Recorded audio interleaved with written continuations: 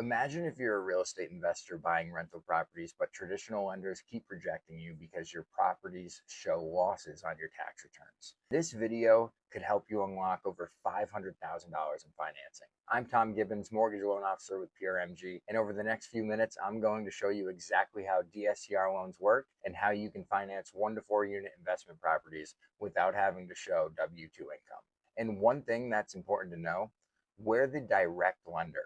We're not a broker shopping your loan around to someone else. We have the money to fund your DSCR loan, and we'll guide you through the entire process from application to closing. Here's the problem that traditional lenders don't always understand. Let's say you're a smart real estate investor. You buy a property for $250,000, renovate it, and get it rented. Everything is going according to plan. Then tax season comes around. On paper, that property shows a $15,000 loss. Why? Because of renovations, depreciation, maintenance reserves, property management fees, and advertising for tenants. A conventional lender looks at those tax returns and says, you don't make enough money to buy another investment property. But you know the truth? That property is generating $1,500 a month in cash flow. That's real money. Unfortunately, many lenders focus on what they see on paper instead of how the property is actually performing. The result is that many investors hit a wall. They either wait 2 to 3 years for their tax returns to show profitability, or they stop growing their portfolio altogether. Fortunately, there's a better way. That's exactly why DSCR loans exist. So what is a DSCR loan? DSCR stands for Debt Service Coverage Ratio. In plain English, it's simply asking one question. Does the property's cash flow cover the mortgage payment? That's the biggest difference between a traditional loan and a DSCR loan. With a traditional mortgage, we look at your personal income. We're reviewing your W-2s, your tax returns, and your ability to make the payment. The property's cash flow only plays a small role in the overall lending decision. That's why investors who show losses on their tax returns often get turned down. A DSCR loan works differently. Instead of focusing on your personal income, we look at the property's cash flow. We want to know if the property generates enough income to cover the mortgage payment. Your personal income isn't what drives the approval. If the property makes money, you may qualify. Let me give you a simple example. Let's say you're buying a $300,000 rental property. Now, if you went for a traditional mortgage like conventional or FHA, the conversation usually starts with show us your W-2s. You explain that you're self-employed and your business just broke even. Now, we'd say you don't qualify. Now you're stuck. With the DSCR loan, the conversation is completely different. We ask, what's the monthly rent? You tell us it's $1,800 a month. Then we ask, does that rental income cover the mortgage, taxes, and insurance? The calculation is actually very simple. DSCR equals your gross monthly income divided by your total monthly housing payment. Here's an example. Your monthly rent is $2,000. Your mortgage payment is $1,200.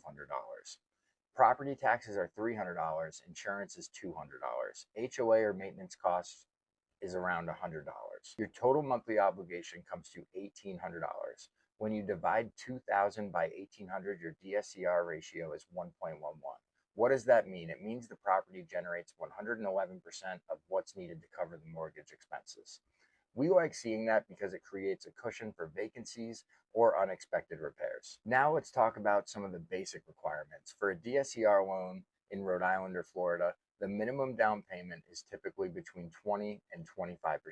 As far as the property itself, the DSCR program works for everything from a single family home or condo all the way up to a 4-unit property.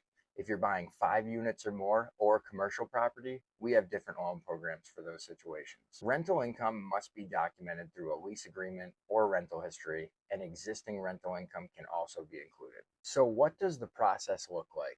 During the first couple of days, we'll have a quick 10-minute phone call. We'll go over your existing properties, the property you're looking to buy, gather some basic information.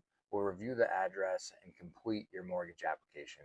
Over the next few days, we'll collect your documents, including the lease agreement, 2 months of bank statements for existing property cash flow. Then your file moves into underwriting. We'll have the appraisal ordered, the title search, we'll calculate your property's DSCR ratio, and issue your pre-approval decision. Once the appraisal comes back, we'll confirm the final numbers and issue your loan commitment. From there, You'll complete your final walkthrough, attend your closing, and the funds will be transferred. From application to closing, the process typically takes 15 days or longer. So who is a DSCR loan really designed for? The first example is an investor who's growing a portfolio. Maybe you already own 2 rental properties that each generate $1,000 a month in cash flow, but your W-2 income isn't enough for a traditional lender. A DSCR loan can help you move on to properties number 3, 4, or even 5 without relying on your W-2 income. Another example is someone who's self-employed.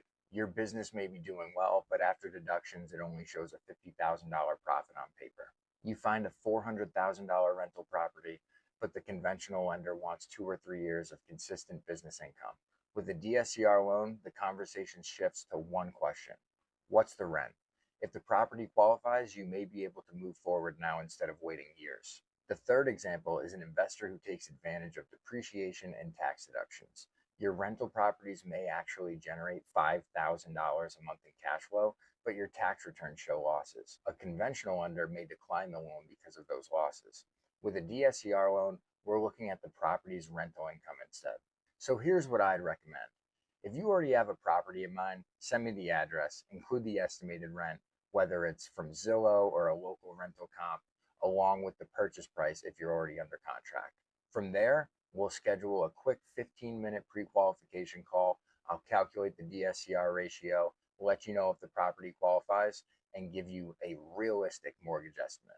Then we'll get you pre-approved so you can start making offers with confidence. A pre-approval letter shows sellers you're serious, and many DSCR loans can close in as little as 15 to 30 days.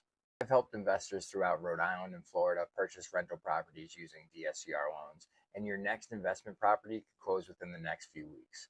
If you'd like to get started, you'll find my contact information in the description below, and let me know in the comments what's your portfolio goal. 5 properties, 10 properties, I'd love to hear where you're headed. If you found this video helpful, subscribe for more mortgage content. I'm Tom Gibbons, Mortgage Loan Officer with PRMG. Thanks for watching, and I'll see you on the next one.